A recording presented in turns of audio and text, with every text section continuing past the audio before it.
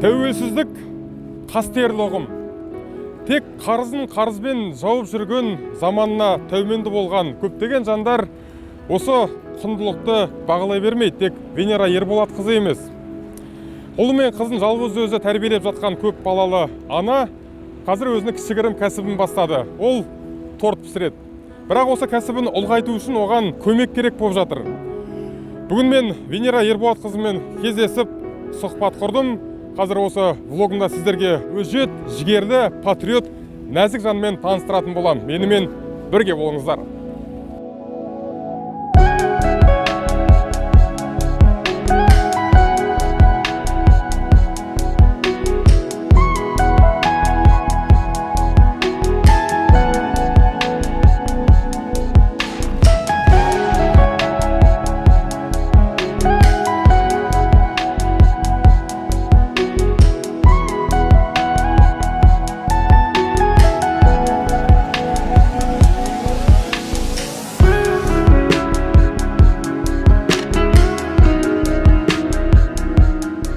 Тәтті тоқашты базарда сатып кейін шексіз байлыққа кенеліп жатқан кондитерлер туралы бір аңыз әңгімелер естіп жатамыз. Иә.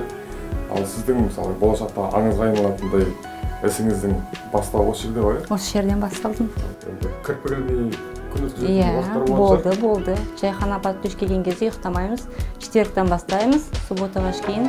Субботаның соңғы бауырсағын пісіреміз. 12-1 кезінде түсте сосын жібереміз. Сосын тауып жатамыз.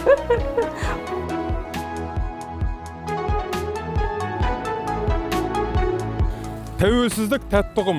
Осы акцияны Жебе қоғамдық бірлестігі бастап, Венера ханым қостап, бүгін отбасылық үлгідегі балалар үйінің тәрбиеленушілерін тәуелсіздік мерекесімен құттықтауға келіп тұрмыз. Осы акцияның мәні ерекше, себебі біріншіден біз осы балаларға тәттіні сыйлау арқылы келесі тәуелсіздік мерекесін асыға күтуіне себепкер боламыз. Екіншіден, отандық өндірушілерді барынша қолдаймыз. Мәселен, Венера ханымды. Осы видеоның астына Венера ханымның Instagram парақшасын қалдыратын боламын. Тіркеліңіздер, жазылыңыздар, және де тортқа тапсырыс беріңіздер. Ендеше балаларды құттықтайық.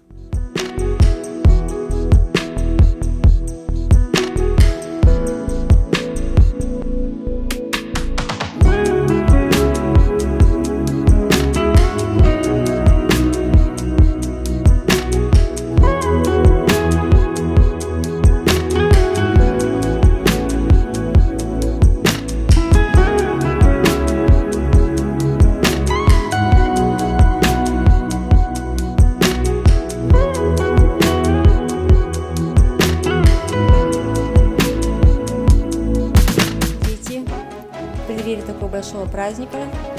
Поздравляем вас с Днем Независимости.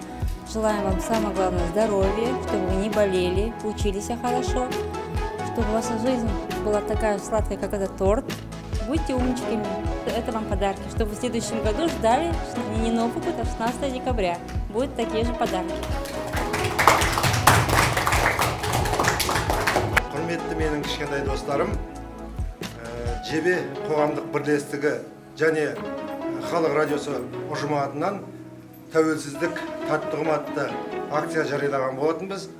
Сол акцияның шеңберінде бүгін біз өздеріңмен танысып, сендерді мерекелеріңмен арнайы құттықтауға келдік. Тәуелсіздігіміз тұғырлы болсын, еліміз аман, жұртымыз тыныш болсын.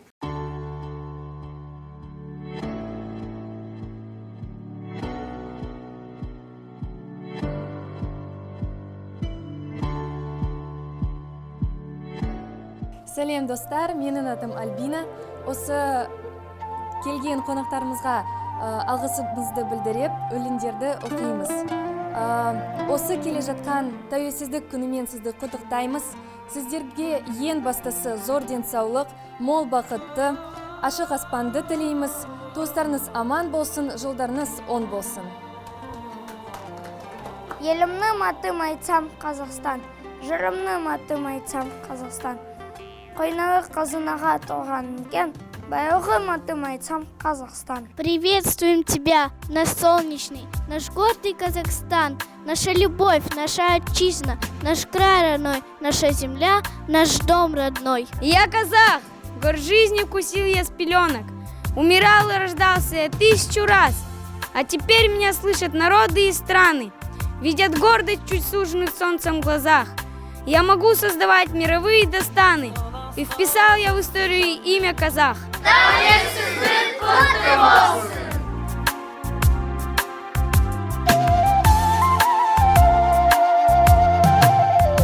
Мінекей достар, біз жаңа ғана балғын достарымызбен кездесіп, төл мерекемізбен құттықтап қайттық.